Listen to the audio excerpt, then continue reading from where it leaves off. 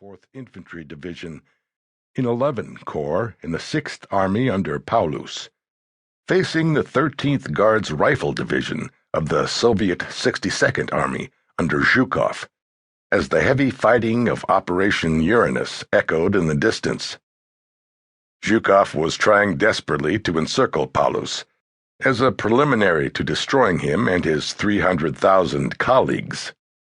None of that mattered to Feldwebel Ramke, who had no imagination for any kind of pictures save the one he saw through his Hensoldt-Dialton 4-power telescopic sight, set in a claw mount on his Mauser K98K.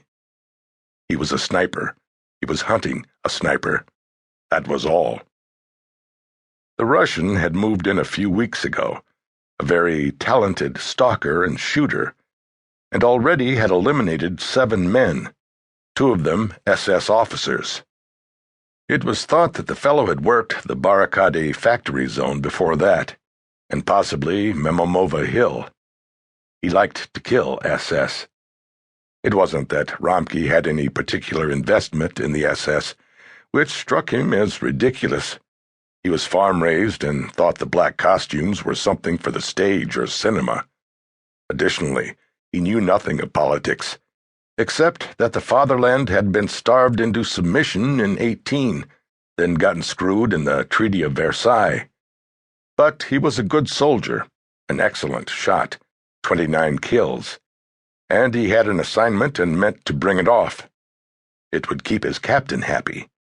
And life was better for everyone in the company, as in all armies that have ever existed anywhere in the world at any time, if the captain was happy. He knew this game was of a dimension he had not yet encountered. Normally you stalk, you slither, you pop up or dip down, and sooner or later a fellow with a Mosin Nagant or a red Tommy gun comes your way.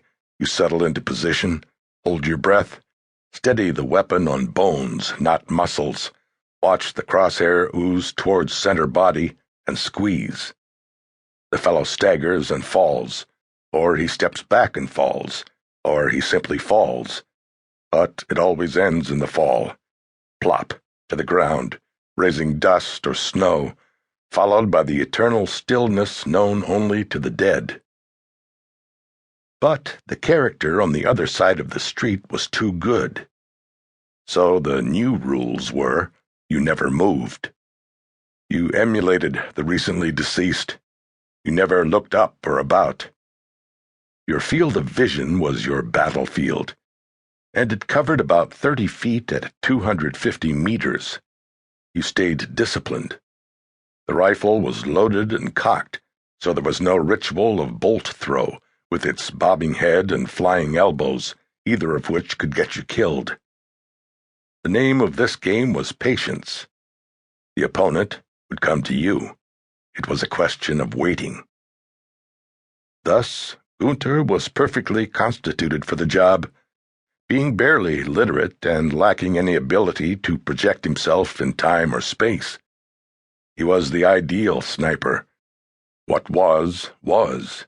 He had no need for speculation, delusion, curiosity, or fantasy. He was set up to cover the 5th and 6th floors of a much battered apartment building across the street, and the traffic circle that marked the intersection, with the knees of a statue of someone once important to the Russians still standing on a pedestal. If the enemy sniper was in that tightly circumscribed universe, Gunther would make the kill. If he was a floor lower or higher, or a window to the left or right, they'd never encounter each other. Tricky business. Wait. Wait. Wait. And finally, the ordeal seemed to be paying off. He was convinced that within the darkness of the rear of the apartment, whose interior was defined by his sight picture, lay a patch more intense and more shaped than had been there in previous hours. He convinced himself he saw movement. He just wasn't quite sure. And if he fired and hit nothing, he would give this position up and he'd have to start anew tomorrow. He didn't want